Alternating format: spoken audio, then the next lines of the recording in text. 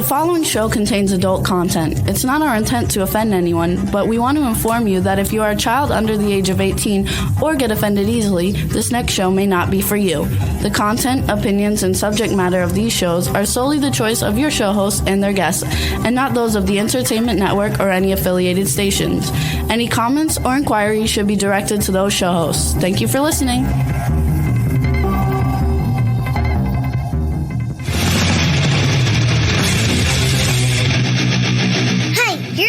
To the Adventures of Pipeman on W4CY Radio.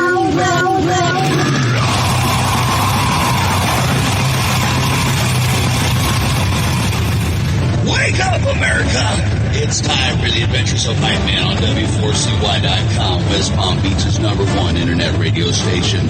Here's your host, the Pipeman. Yo, it's getting warmer in Florida, but it's still not completely there.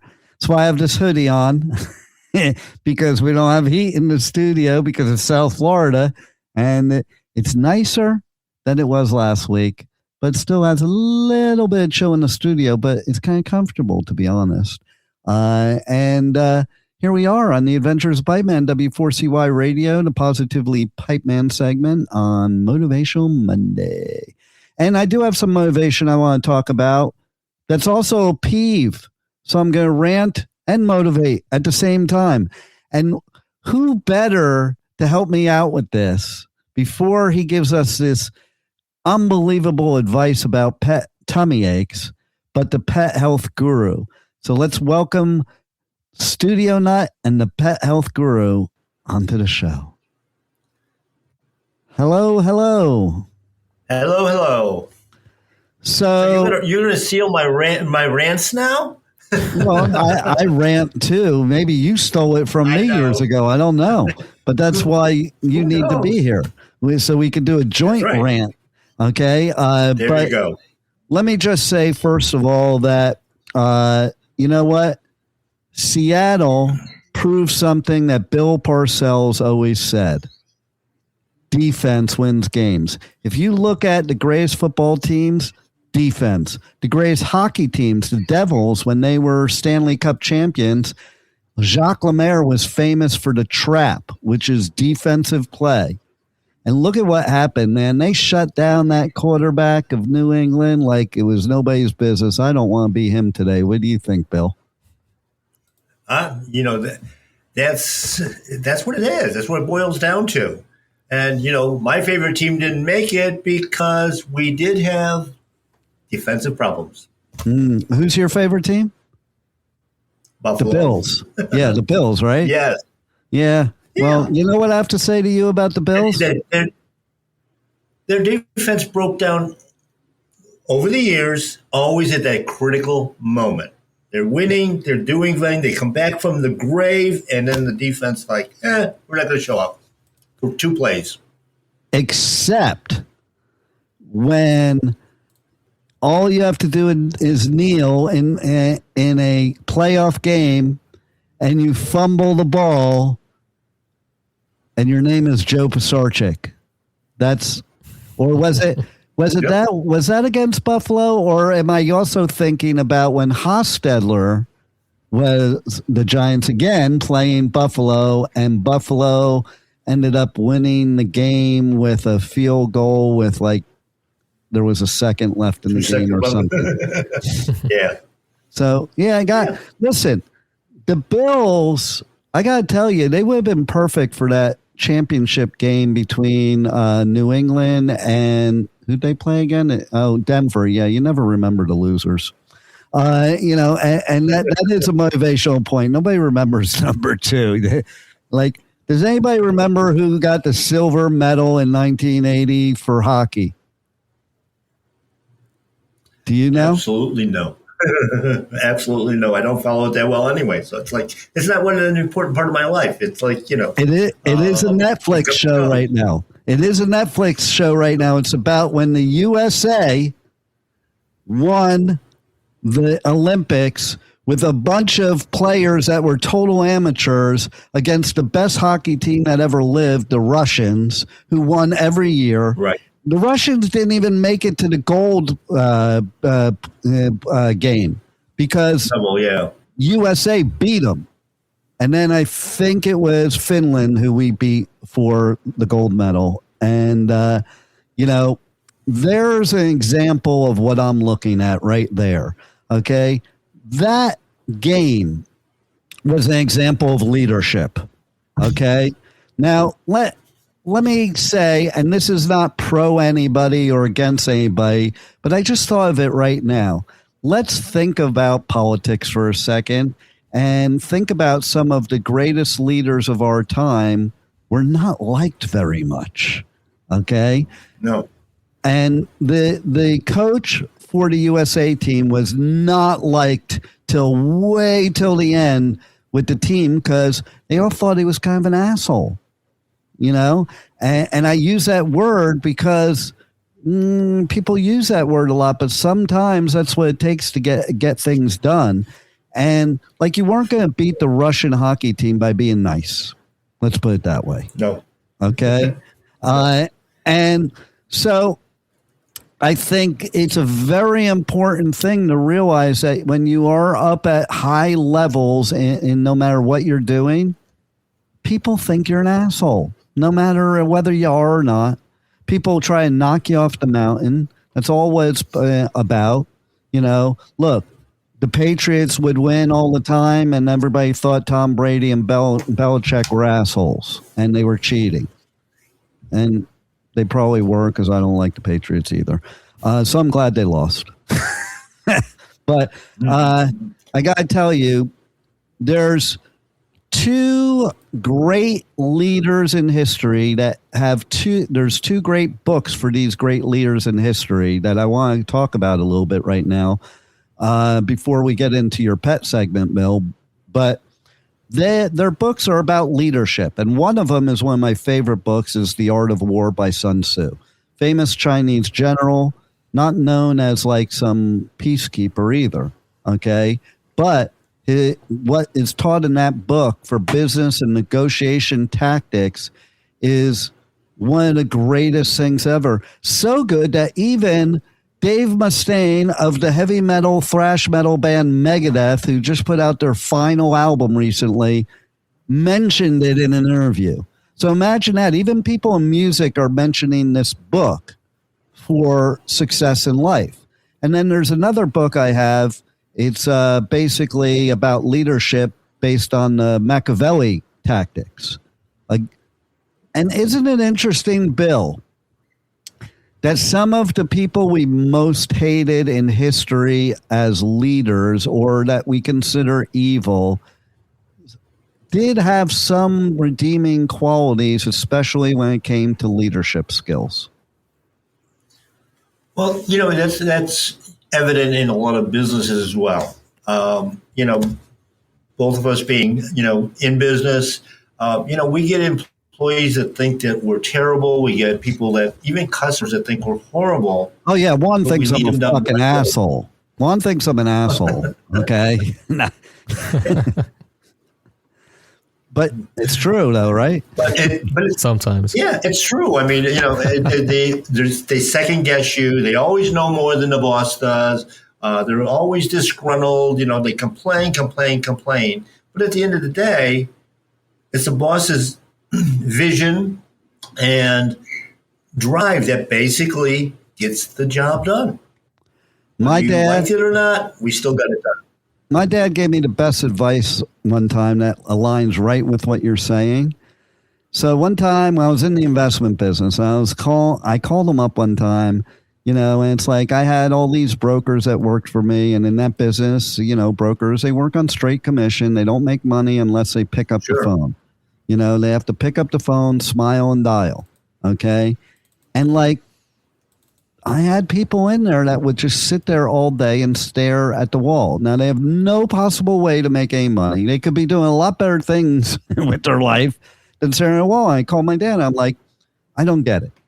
I have given these brokers the opportunity where they can make a minimum of $20,000 a month, and all they have to do is pick up the phone. I even said I'd help them. I would close deals for them. and they just stare at the wall. And I don't get it. Why would you work somewhere and stare at the wall and not get paid? What's the point? And what he said next, I think, is some of the greatest advice I ever heard in my life.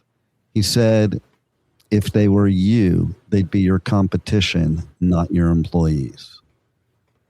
And that says it all right there. That says it all right there, especially for, see, the people that work for you and they think they know better, some things they may know better. Juan will tell you, I'm very open to people's suggestions.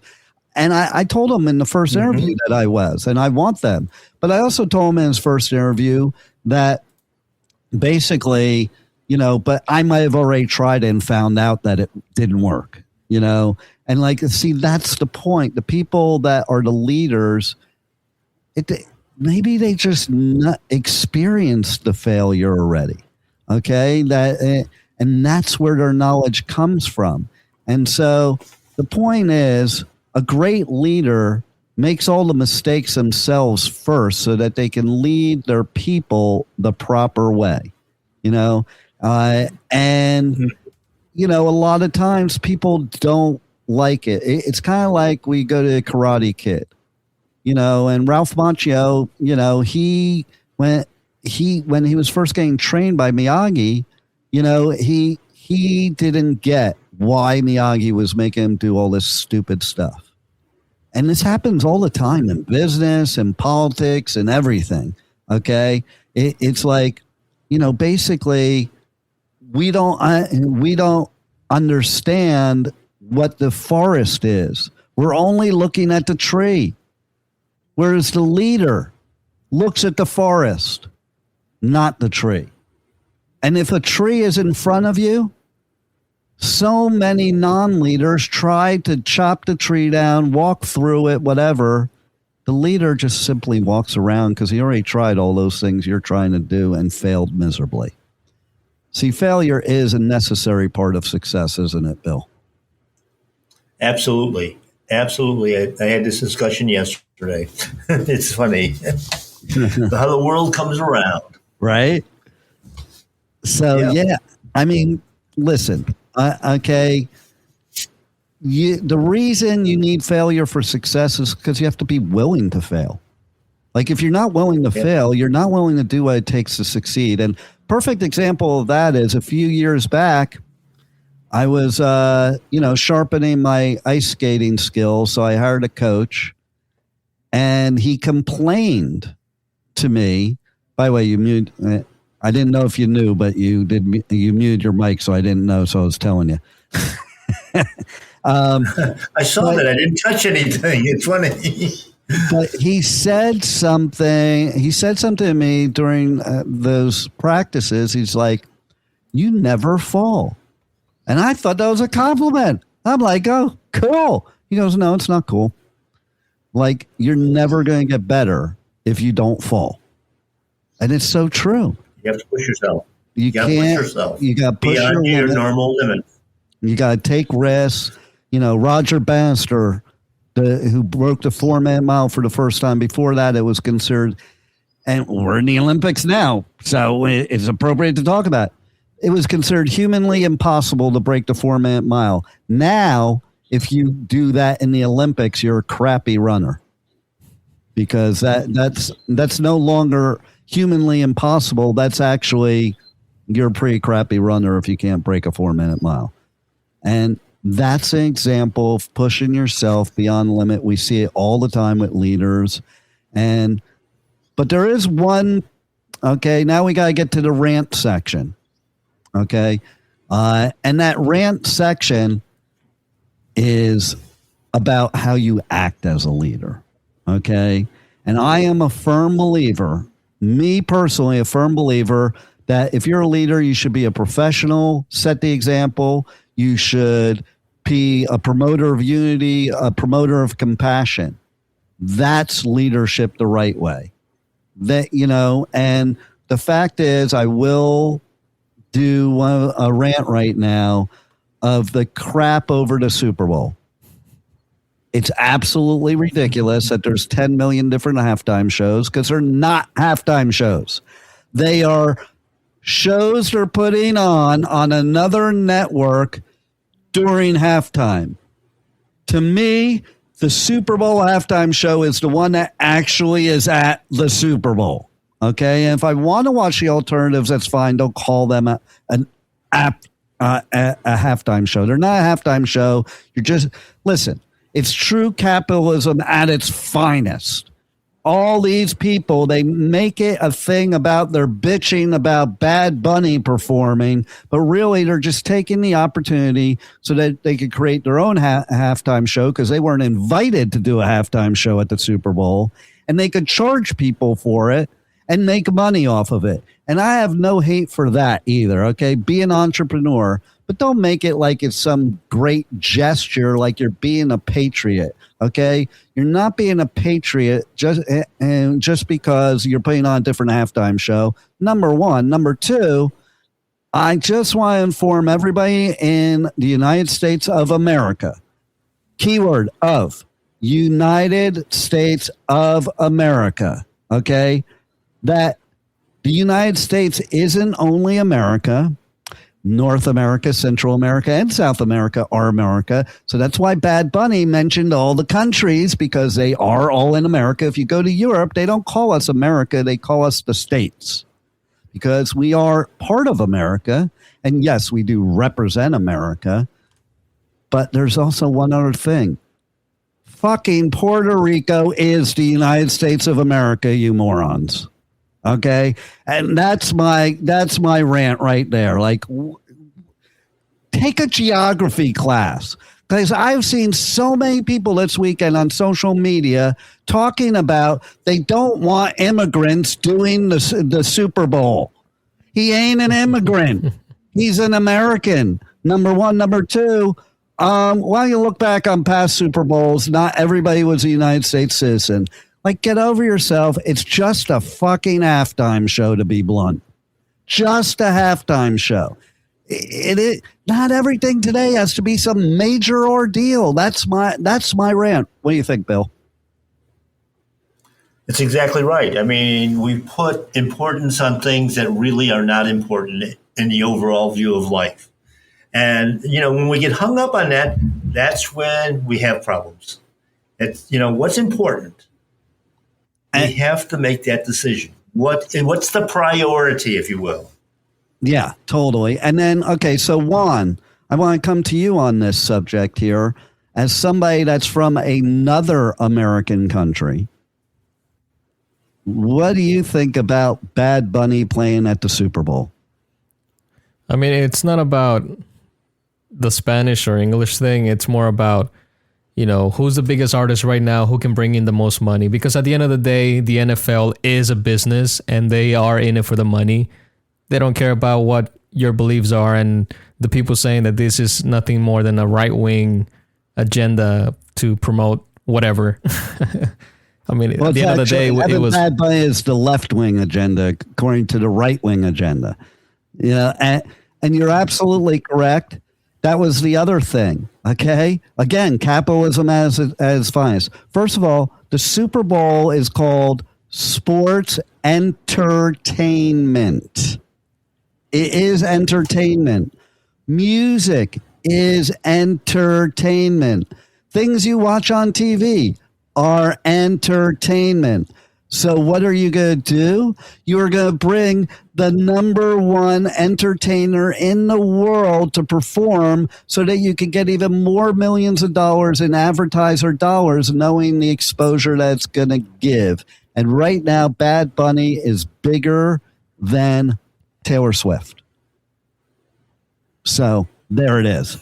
And it's pretty funny because one of my brothers who I go to Costa Rica with a lot, a few years ago, he was mentioning Bad Bunny, and he's not into music like I am. I didn't even know who he was talking about. I thought he was talking about Joey Roll's wife because she's called Bunny.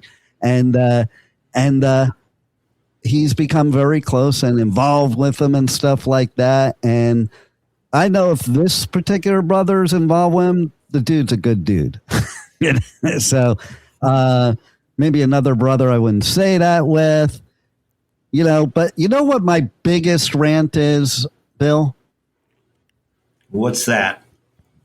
Is why my pet gets a tummy ache and what I can do about it. It's amazing that's one of the most, probably the biggest reason that people visit their animal doctor.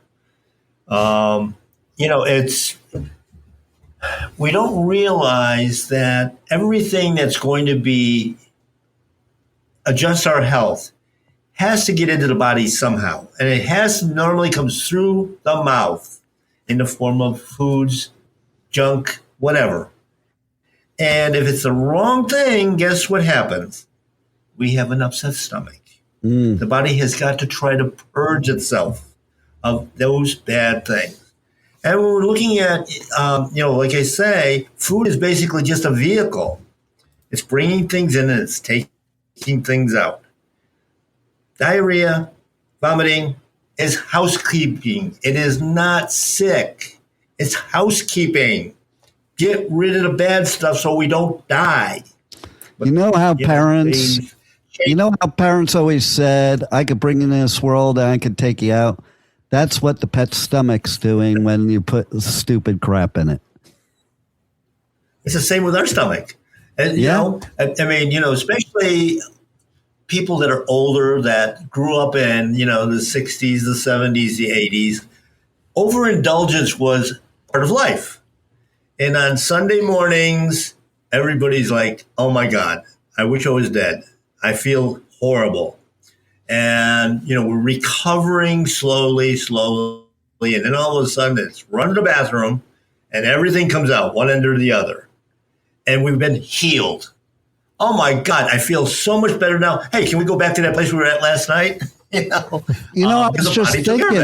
was just thinking of something that, back then when you were talking about, people took peyote buttons and basically in order to get high, you had to vomit first. So you would take the peyote buttons, vomit, and then get this really good high. Like, I don't know, when they were doing that, I think I was 1 or 2 or something, but so I don't remember how it felt. Right. But no, seriously though, like that's interesting too. That's an interesting what reaction that your body creates, that not only does it make you vomit because you put this poison in your body, but it makes you high because it affected your brain too. Yeah. Well, in that case, what it was by vomiting first, the stomach and the intestinal tract are probably pretty much empty. So now the absorption rate would be highly increased. There's no competition with food or real, healthy stuff. We just put in the bad stuff. Yeah. And so here's two perfect examples of what you're talking about right here. Okay. Somebody in my family recently, they felt they got food poisoning, and ergo their dog also had tummy problems, thought their dog had food poisoning. Of course, brought the dog to the vet, did all these things, that the vets do, blah, blah, blah, blah, blah. And I just said to him, I'm like, maybe you just ate something and that's it, and it's like, I also talk about like he has a lot of gastro problems, which I used to have until Dr. Jafari. And, it's like, the doctor's going to give me this medicine now because that one's not working. I'm like, why don't you just try not putting the stuff in your body that causes GERD? Like, it's such a simple solution. I don't understand because, then you can't eat the shit that you like, But you know what? My attitude was like when I reversed the diabetes, I love sugar. I love carbs. I love chocolate. I remember being in my 20s, I used to argue with healthy people like, you need carbs and blah, blah, blah. But at the end of the day, when it did happen, I was like, well, I had a good run. Like that was my attitude. Now I can't do that anymore. Okay. And I also realized that I had those problems because I did that. We don't realize that when we're younger. Like, so it's just like with cigarettes. Did you know, Bill? And I remember this happening. It was my goal to do it then, but I didn't. That if you quit smoking most of the time by the age of 35, if nothing has happened to you yet, you will go back to as if you never smoked. But past 35, you're screwed. Past 35, you've already done too much damage. It actually varies a lot depending on what positive things you're putting into your body too, and how much you're detoxing. But that's a big part of it. But the other part that you mentioned is food poisoning. We don't get poisoned by food. We're getting poisoned by all the stuff that's on our food, in our food, processing, all of that destroys the natural benefits. Mm-hmm. And, I had an incident last night, somebody called me, I got food poisoning. It's like, no, you didn't get food poisoning because you can't eat poisonous food. You go out in the woods and grab some berries that are poisonous, put them in your mouth, you'll spit them right out. Your body knows innately that vibrational, the rhythms and that sort of thing. This body says, no. Yeah. Out it comes. Okay. Now, if I spray that poisonous berry with sugar water, it's okay. You mentioned chocolate. When you buy chocolate, how much cacao is actually in that chocolate bar? And how much wax and how many flavors and chemicals and preservatives. The fact that it doesn't melt. What did they do to the chocolate bar so it won't melt? That's what I found out when I went to Europe. Is an actual fact that Hershey bars include plastic. So you're eating plastic. Yes. And that's why the European chocolate's so much better because they don't have any plastic in it. And that's right.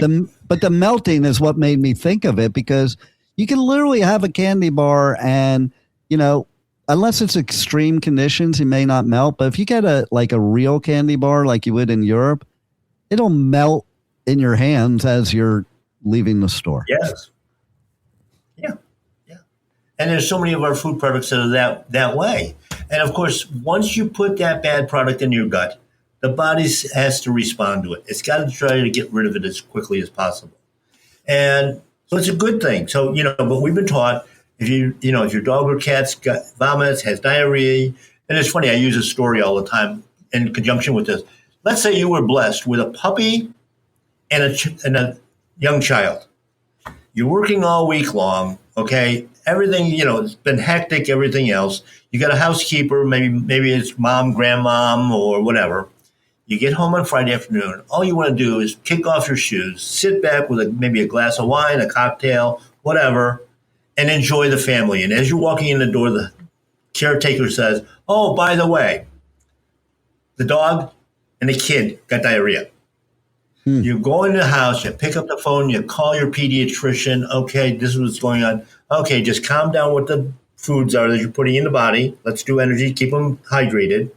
And if you have a problem on Monday, call the office and we'll fit you in sometime during the week. You hang up the phone, you pick up the phone, call the animal hospital. My dog's got diarrhea.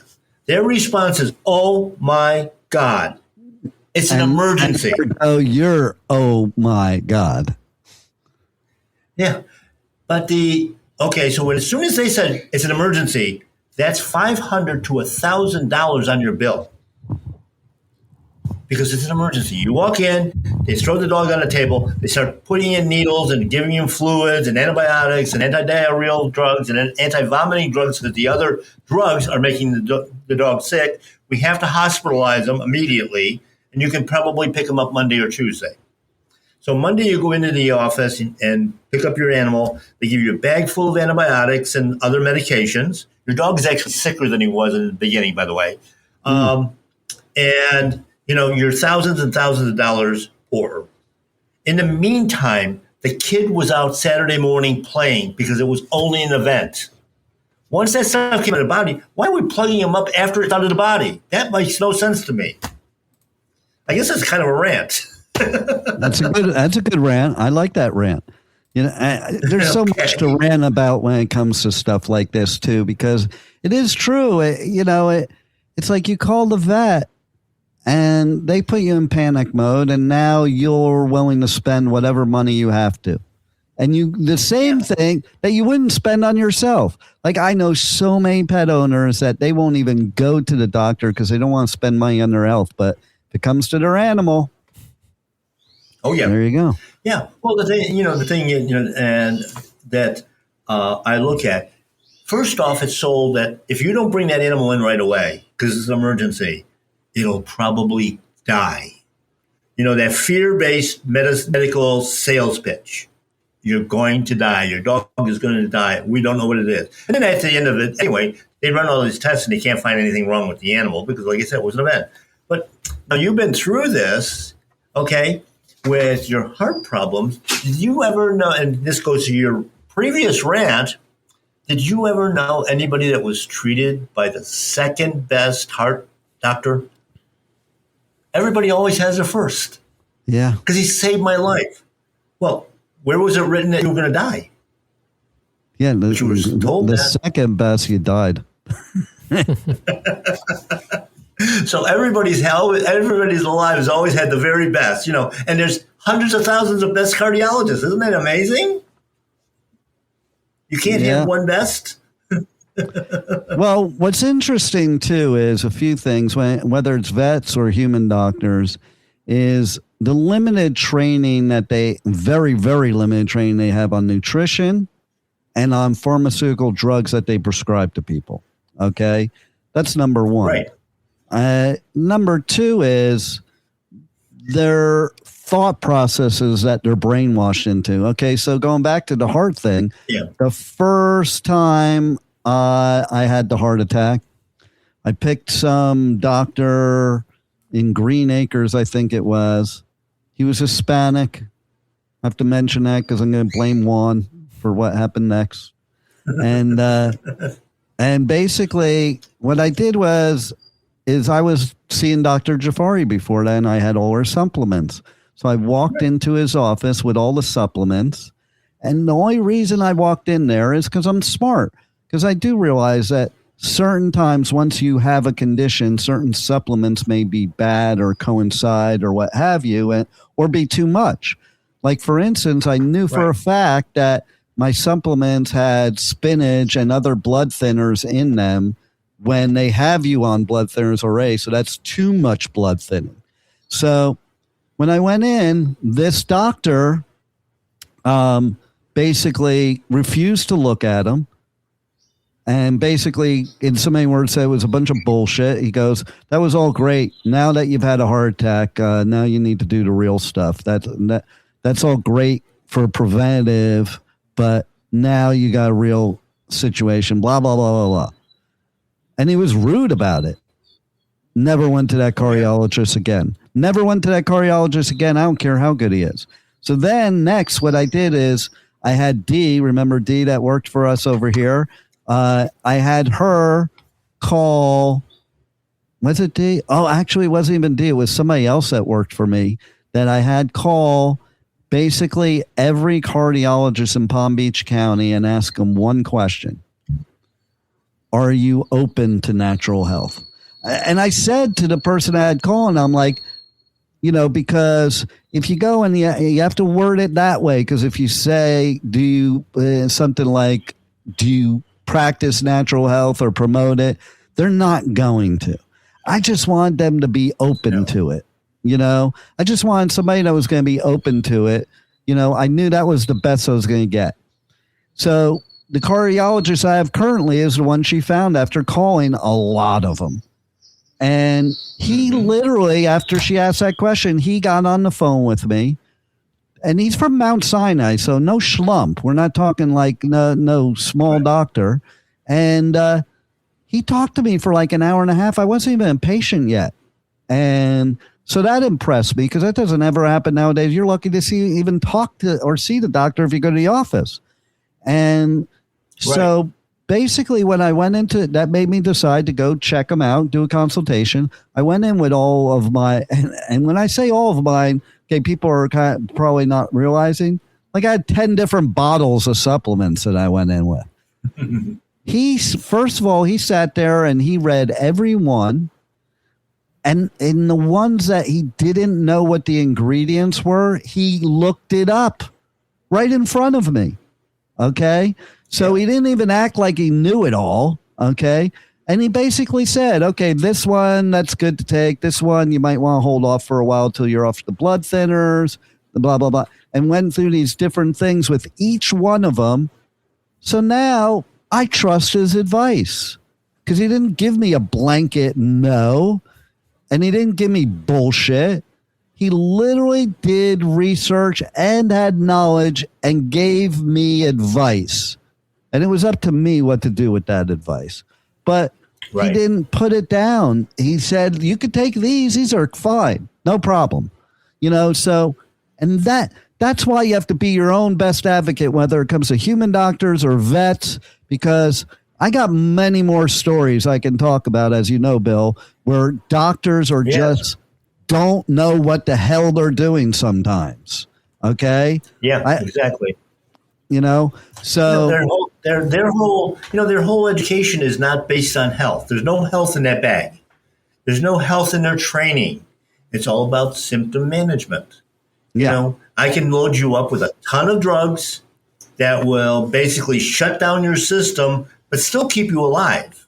Mm-hmm. And, take enough painkillers. Hey, everything's fine, but you can't function. No. And here's what I have to say is I get a tummy ache just going to talk to these people that want to do that stuff.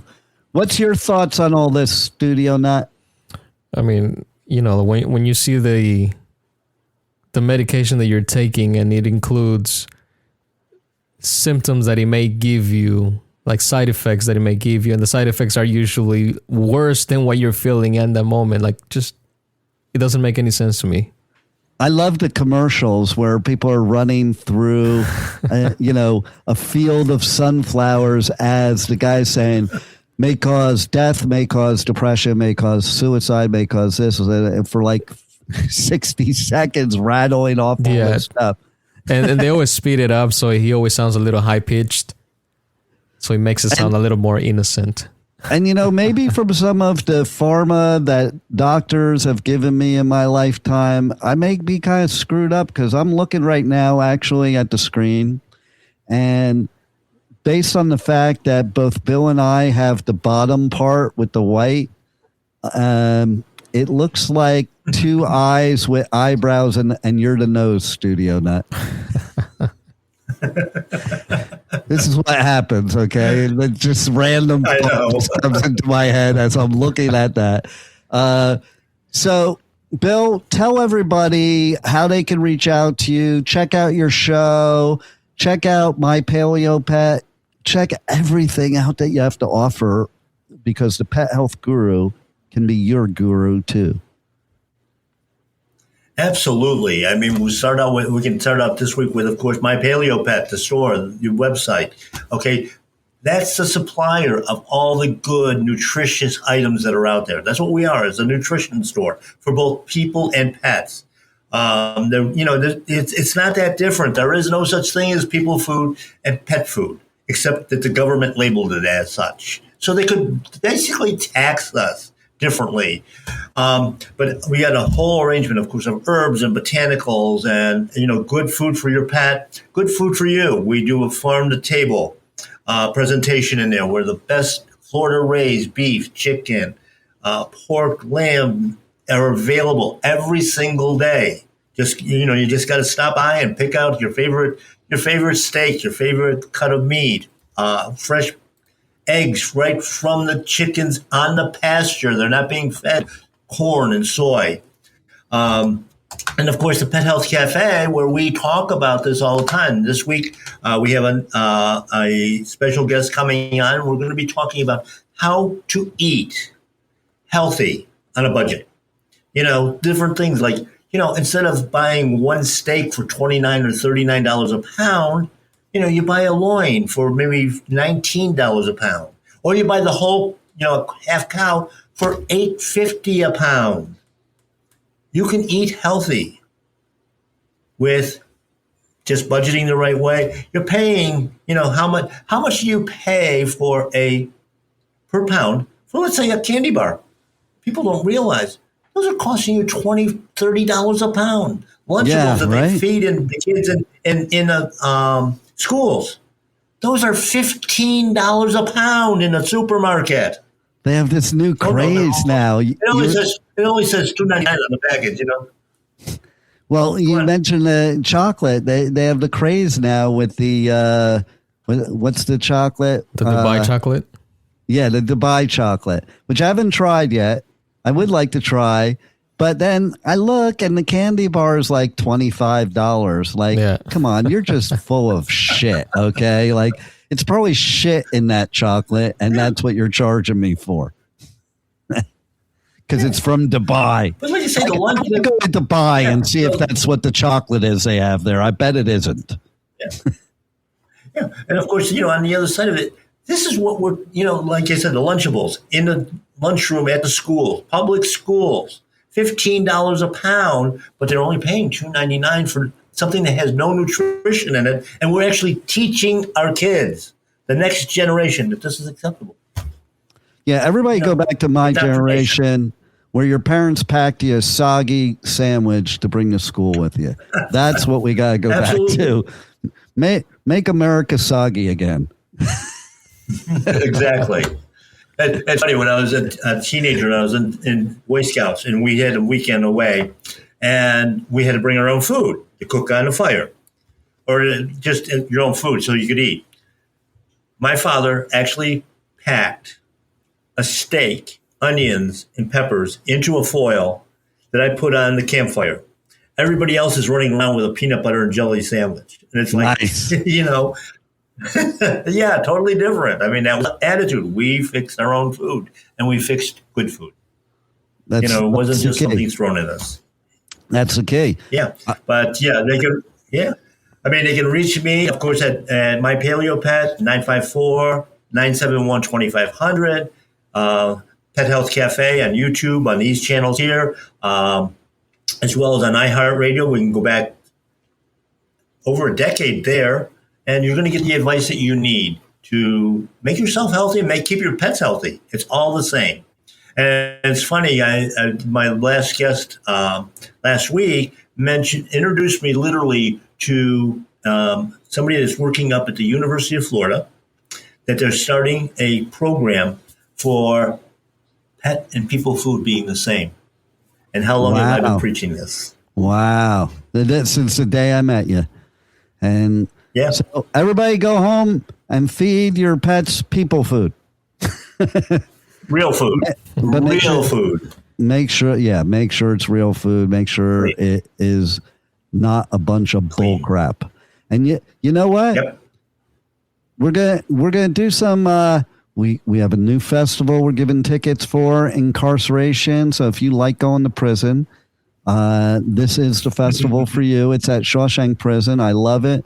I even took a crap in one of the cell toilets just to say I did it at Shawshank Prison. So we're going to run some commercials here for festivals in a second. And then we have the next part of our show, the business section, where we have our resident expert, Michael Barbarita from Next Step CFO and Powerful Business Strategies. And he just says, just ask. Like, what a concept. Just ask. And you got to listen to find out what that means. But I'll just give you a hint. McDonald's is a multi-billion-dollar corporation because of Just Ask. What did they just ask? Do you want fries with that? Would you like to supersize that? Things like that. Just ask, and your business will grow dramatically, just like McDonald's, except healthier. So thanks for being here for this section of the Adventures of Pipeman, and we will also make sure that you tune in Wednesday where we have our really wacky show going on. And you can check out Pipeman Radio on all socials. DM me if you want to win tickets to festivals, and also, especially incarceration. And also, just reach out to me for anything at any time, and go check out all my podcasts wherever you listen to podcasts. You can listen to the Adventures of Pipeman, Pipeman the Pit, and Positively Pipeman anywhere you listen to podcasts. And now, let's go to prison. Oh, wow. Incarceration, America's Rock, Metal, and Tattoo Festival returns this summer with Limp Bizkit, Disturbed,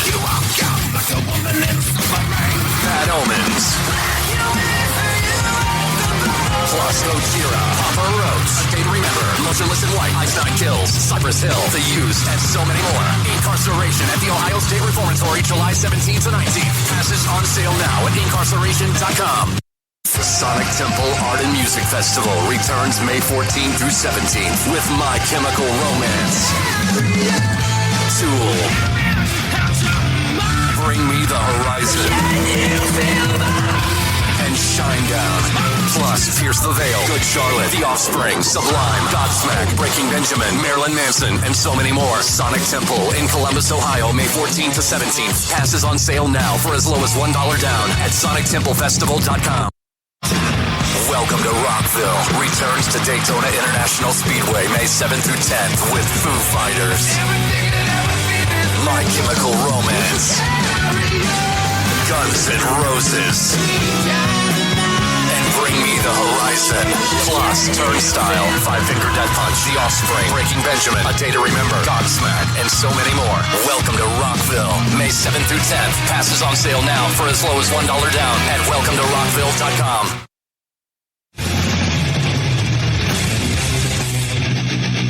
Hey, you're listening to the Adventures of Pipeman on W4CY Radio.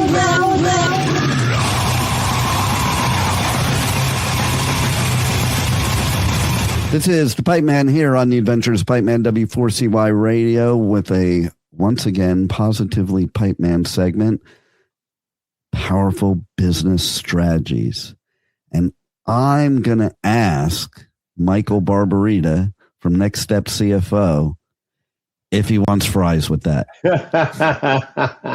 Well, that is the single question that makes McDonald's millions of dollars every single day. And here's why it matters to your audience, Dean. And thank you for having me, by the way. The reason why it matters is that 34% of customers will buy additional products or services at the time of purchase if you simply ask. And the problem is that most business owners don't ask. So when you think about it, you're not chasing leads. This is just an additional sale that would have never happened otherwise by simply asking.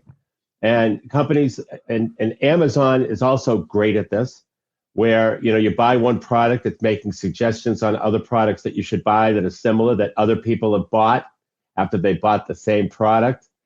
And it's a strategy that works incredibly well. And everybody's website should also have suggestive selling incorporated in it, especially if there's some type of e-commerce company. But even beside that, I don't care who you are. Anytime you make a sale, you should be asking for another one, and with different products or services that, in all likelihood, the customer does not know that you have and that you offer. And that's the other thing. I was talking to a client today, and I said, every business owner thinks there's someone like Michael Jordan or Abraham Lincoln where they're just not forgettable. They're very forgettable.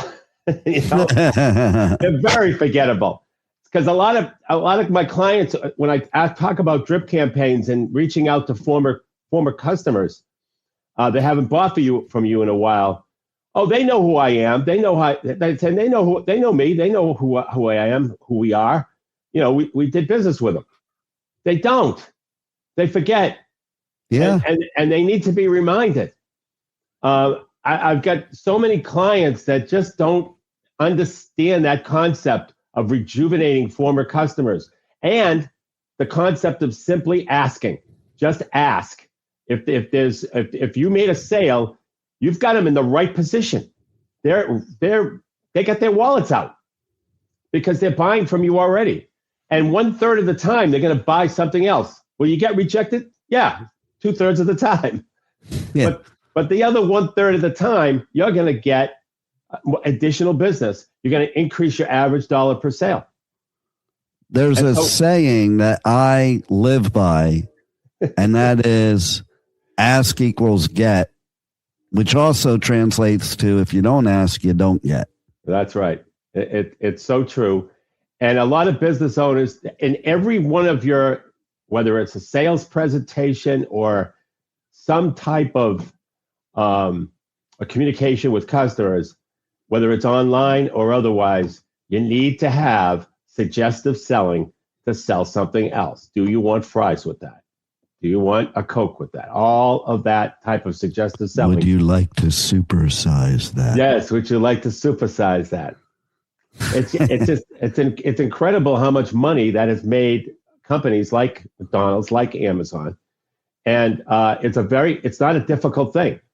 And all we're saying is, just ask, just ask. And by the way, many times, I have a client in the roofing business, and he also sells siding and gutters. And fortunately or unfortunately, the name of his company has the word roofing in it. So people just think he sells roofing. Yeah. Okay, that's all. And so, and this past year, almost 90% of his sales were roofing. I said, you need to let your customers know at the point of sale, as well as through drip campaigns, but at the point of sale, that you sell siding and gutters and windows too, by the way. So he sells all these things, or has the ability to sell all these things, but customers don't know, mainly because of his name, but maybe not. I bet you if his name didn't have the word roofing in it, these customers still wouldn't know he did siding, gutters, and windows. Yeah. And so it's really paramount. We know our companies better than the customer does by a landslide. And that's how we have to think about it. By a landslide. They don't know we sell half the stuff that we do sell. Yeah. They forget that we sell the primary stuff that we sold them. They forget who we are. So important, because you know how many times people buy services and products from another company that you do, and they never knew you did it, and it would have been such an easy sale. That's right. And that's what kills me, because I think if people think about how they deal with their own life, who was that company I used? Who was that business that I used a few years back that did such a great job? They forgot. Yeah. That's okay. People forget. It's not, your name isn't Abraham Lincoln. It's not something, or Michael Jordan, where it's something that they're going to absolutely remember and know. It just isn't that way. You're just a company that's in a sea of other companies and other businesses. And so it's critical that you just ask 34% of the time. I'll tell you what, too. I have a story myself. When I worked at Prudential, starting off in the financial industry, what you used to do is you used to set appointments based on giving them a quote on their auto insurance to save them money on their auto insurance. But really, the real reason you were there was to sell life insurance, but you didn't go in with that. So you went in with it, and then you saved the money. And while you're writing the auto insurance, that's when you open up the door for the life insurance. But really, the money that you really made as the agent was off the life insurance, not off the auto policy. And I'm mentioning that because sometimes when you just ask, you're going to get a much bigger profit than what you initially sold. Right. Agreed. It really is amazing how much you can increase your average ticket per customer by just simply asking. That's it. That's all you have to do. It's not a big ask. It's not. It's not. So why do you think people just don't ask? I think they're so focused on making the initial sale and so happy that they made it that, or sometimes the mechanics of closing a sale are extensive. Okay, where you have to write stuff up and that type of thing. And they either don't think about it or they're just happy with what they got. When in fact, just happy with what they got. And the thing is, too, is that a lot of times in that scenario, like that's the best part and time in your relationship with that client is at the moment of sale. So the most likelihood that you're going to get people to listen to you about other products and services that you have is right then and there. Right. That's it. That's the point. That's the point when they're ready, they're most active to purchase. And by the way, so there's also another point in time that it actually also has a high close rate, and that is at the end when a job is completed, especially in the trades. A job is completed, the customer is really happy, and now you tell them what else you sell. Unbelievable. Works very well. Exactly, because once you have a relationship, they're most likely to do business with you. Absolutely, and it's the best time to ask them for a review as well. Yeah, and referral. Right. Do it all. Do it all. Right. Do it all. Kill it all. So, anything else you want to share about this subject? And also tell people how they can reach out to you for more information, more help in this arena. Yes. So the way, what I love to do to help business owners and help myself, to be honest with you, is do book interviews. We're always updating our book. There's always something new happening in business. I mean, a year ago, tariffs were something that was just a word, and now it has an impact in business. And so, that's why I always say business is always changing, and I need to constantly update my book to get new and fresh information in there and fresh ideas, which I get from business owners through book interviews. And it works really simple. It's 60 minutes on Zoom. I share strategies for my book, and then I ask the interviewee if a business owner in their industry were to implement that strategy, what would the impact be? And then I document it for the book. It's an industry perspective that I like getting. Love it. Love what you do to help businesses. They need it more than ever, I think, nowadays. And thank you, Michael, for all the great advice you give. And thanks for being here on the Positively Pipeman segment of the Adventures of Pipeman. Thanks for having me, Keith. Thank you for listening to the Adventures of Pipeman on W4CY Radio.